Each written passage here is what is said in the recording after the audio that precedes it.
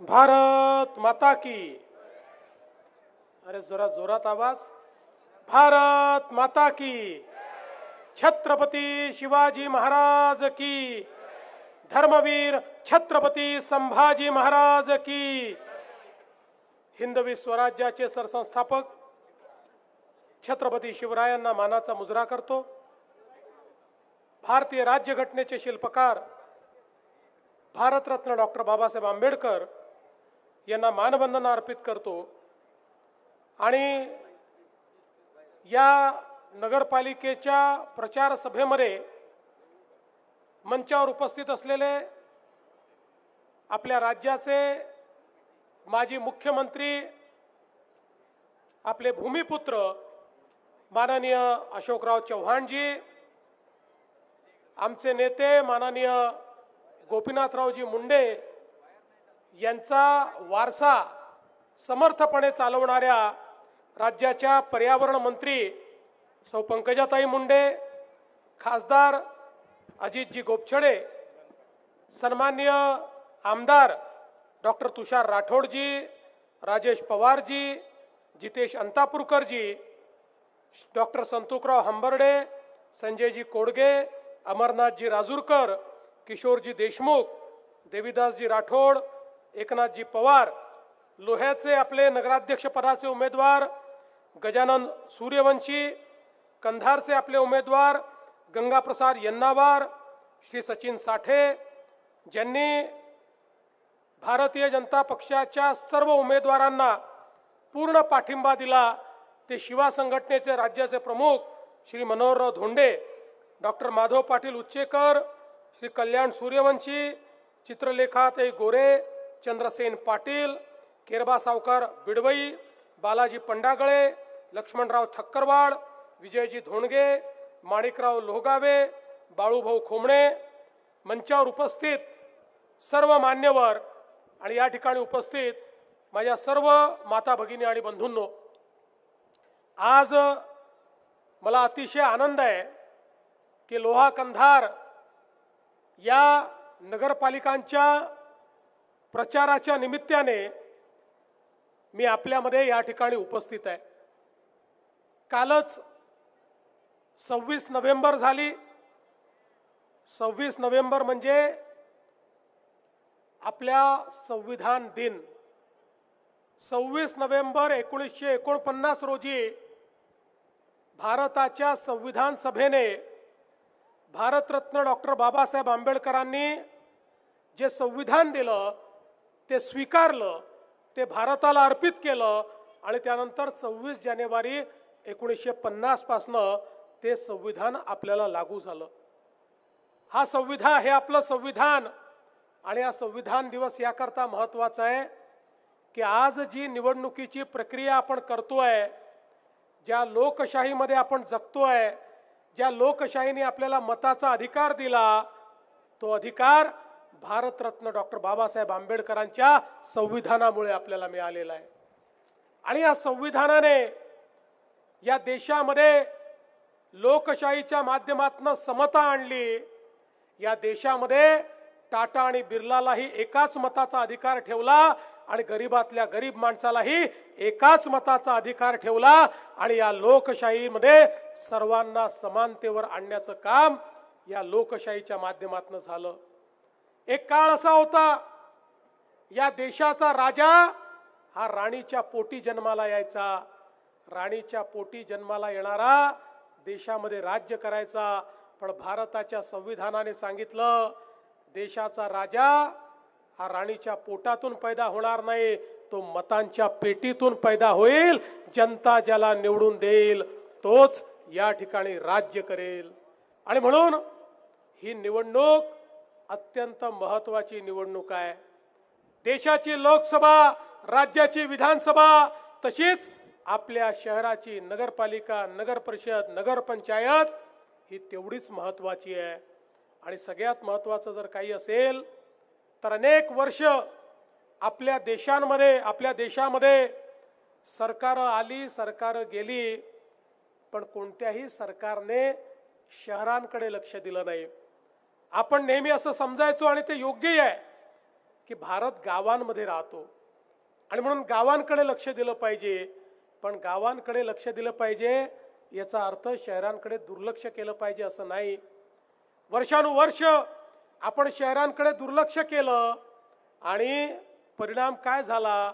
अन्न वस्त्र निवारा शिक्षण आरोग्य रोजगाराकरता सामान्य माणूस शहरामध्ये आला, पण शहराचं नियोजन नसल्यामुळे त्याला राहायला जागा नव्हती, अतिक्रमण झाली, झोपडपट्ट्या बसल्या, त्याच्याकरता पिण्याचं पाणी नाही, त्या ठिकाणी सांडपाण्याची व्यवस्था नाही, सगळीकडे गटारीचं पाणी आपल्याला पाहायला मिळत आहे, नाले आपल्याला पाहायला मिळत आहेत, त्या नाल्यातनं वाहणाऱ्या त्या मैल्यामुळे डास झाले आहेत, रोग झाले आहेत, त्यातनं आपली जमीन खराब होताना आपल्याला पाहायला मिळते, प्रदूषण वाढताना आपल्याला पाहायला मिळत आहे, घनकचऱ्याच्या थप्प्या लागलेल्या आपल्याला पाहायला मिळतात. कारण सरकारने कधीच शहरांचं नियोजन केलं नाही. पण 2014 साली या देशामध्ये प्रधानमंत्री मोदीजींचं राज्य आल्यानंतर मोदीजींनी सांगितलं गाव तर महत्वाचं आहेच, पण शहरही तेवढंच महत्वाचं आहे. देशाचा 65% GDP हा शहरांमध्ये तयार होतो. शिक्षण आरोग्य रोजगार याची निर्मिती शहरांमध्ये होते. त्यामुळे लोक शहरात राहतात. त्या शहरात राहणाऱ्या लोकांना मूलभूत सोयी दिल्या पाहिजेत, ही पण सरकारचीच जबाबदारी आहे. आणि म्हणून या देशात पहिल्यांदा लाखो कोटी रुपये शहर विकासाकरता माननीय प्रधानमंत्री मोदींनी उपलब्ध करून दिले. वेगवेगळ्या योजना आणल्या. अटल अमृत सारखी योजना आणली. या अटल अमृत योजनेतनं एकट्या महाराष्ट्राला मोदीजींनी 50,000 कोटी रुपये उपलब्ध करून दिले. आज महाराष्ट्राचा विचार केला तर महाराष्ट्राची 6.5 कोटी जनता 40,000 गावांमध्ये राहते आणि तेवढीच 6.5 कोटी जनता लोहा कंधार सारख्या 400 शहरांमध्ये राहते. या 400 शहरांमध्ये मूलभूत सोयी करणं गरजेचं आहे. आणि म्हणून मोदीजींच्या नेतृत्वामध्ये आज वेगवेगळे मिशन आपण सुरू केलेले आहेत. प्रत्येक शहरामध्ये मुबलक पिण्याचं पाणी आलं पाहिजे, त्याकरता पिण्याच्या पाण्याच्या योजना आपण तयार करतो. शेकडो कोटी रुपये त्याच्याकरता आपण देतो. प्रत्येक शहरामध्ये भुयारी गटाराची योजना असली पाहिजे. आमचा जो मैला आहे तो नालीतनं नाही भुयारी गटारातनं गेला पाहिजे आणि तो आमच्या नदी नाल्यांमध्ये आमच्या तलावांमध्ये नाही तर त्याच्यावर प्रक्रिया झाली पाहिजे. त्यातनं खत तयार झालं पाहिजे, त्यातलं पाणी स्वच्छ झालं पाहिजे आणि फक्त स्वच्छ पाणी हे नदी नाल्यांमध्ये केलं पाहिजे. याकरता STPच्या योजना या ठिकाणी मोदीजींच्या माध्यमातून आणि आपल्या राज्य सरकारच्या माध्यमातून आम्ही सुरू केल्या. घनकचऱ्याचं व्यवस्थापन झालं पाहिजे. घनकचरा जो आहे त्याच्यावर प्रक्रिया झाली पाहिजे. त्यातनं कोळशासारखे पॅलेट तयार झाले पाहिजे. आज बघू शकता जवळजवळ 200 पेक्षा जास्त नगरपालिकांमध्ये आता घनकचऱ्यापासनं त्या ठिकाणी पॅलेट्स तयार होत आहेत. घनकचऱ्याचा निचरा आपण त्या ठिकाणी करतो. दिवाबत्तीची सोय, त्या ठिकाणी उद्यानं, खेळाची मैदानं, चांगले रस्ते, त्या ठिकाणी दवाखाने, या सगळ्या गोष्टी, चांगली शाळा, या सगळ्या गोष्टी करता केंद्र सरकार आणि राज्य सरकारने मोठ्या प्रमाणात निधी हा उपलब्ध करून दिला आणि आता आपली शहरं ही बदलायला लागली आहेत. आणि म्हणून ही निवडणूक केवळ आम्हाला एखाद्या नगरपालिकेवर भाजपचा झेंडा लावायचा आहे एवढ्यापुरतं मर्यादित नाही. एखाद्या नगरपालिकेवर आमचे नगराध्यक्ष बसवायचे आहेत एवढ्याकरता मर्यादित नाही, तर आमच्याकडे एक विकासाचं विजन आहे, एक आमच्याकडे विकासाची ब्ल्यूप्रिंट आहे. शहर कसं परिवर्तित होऊ शकतं या संदर्भातला आराखडा आहे. तो आराखडा आम्हाला लोहा कंधारमध्ये आणायचा आहे. तो आराखडा एकेका नगरपालिकेमध्ये आम्हाला आणायचा आहे आणि त्याकरता त्या ठिकाणी आपली सत्ता असणं आवश्यक आहे. कारण या आराखड्याला अनुरूप अशा प्रकारचे लोक जर या ठिकाणी राहिले तर परिवर्तन होणार आहे. तर त्या ठिकाणी आम्ही किती पैसा दिला पण तो पैसा मध्येच मुरून गेला तर त्या ठिकाणी विकास होऊ शकणार नाही. पण आमच्या विचाराची या ठिकाणी जर आमचे लोक असले तर ते योग्य प्रकारे काम करतायत की नाही आम्ही लक्ष ठेवू. आणि आमचे नगराध्यक्ष कुठे चुकले तर त्या ठिकाणी अशोकराव आहेत, मी आहे, आम्ही यांचा कान देखील धरू शकतो आणि यांना सांगू देखील शकतो की या ठिकाणी आपल्याला असं काम करता येणार नाही. जनतेने विश्वास दाखवलाय, जनतेच्या विश्वासाला आपल्याला पात्रच व्हावं लागेल. अशा प्रकारचं कार्य या ठिकाणी आपल्याला करायचं आहे. आणि म्हणून बंधू भगिनींनो, आज आपण बघा इतक्या मोठ्या प्रमाणात वेगवेगळी कामं आपल्या सरकारच्या माध्यमातून या ठिकाणी झालेली आहेत. मी त्या कामांचा आराखडा आपल्या समोर ठेवणार नाही, पण भविष्याचं स्वप्न मात्र आपल्या समोर ठेवू इच्छितो की जे भविष्य आपल्या येणाऱ्या पिढ्यांकरता एक उत्तम अशा प्रकारचं भविष्य घडवायचं आहे.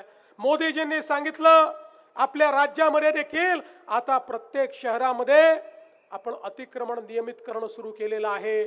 लोकांनी त्या ठिकाणी झोपड्या बांधल्यात, काही अतिक्रमण झाली आहेत, त्यांना त्यांच्या जागेचा मालकी हक्काचा पट्टा द्यायला आपण सुरुवात केली आहे. कारण मोदीजींनी सांगितलंय कोणीही बेघर राहू नये आणि कोणीही झोपडीत राहू नये. झोपडीमध्ये राहणारा किंवा जो बेघर असेल त्याला 2.5 लाख रुपये देऊन त्या ठिकाणी प्रधानमंत्री आवास योजनेचं घर हे देण्याचं काम नगरपालिकेच्या माध्यमातून आपण सुरू केलेलं आहे. आणि माझ्या लोहा आणि कंधारमध्ये देखील त्या ठिकाणी आमचे जे गरीब लोक राहतात त्यांचंही स्वप्नातलं स्वतःचं घर हे आपल्याला येत्या काळामध्ये करायचं आहे.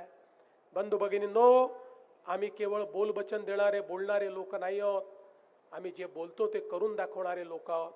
आपण बघा मागच्या काळामध्ये ज्यावेळी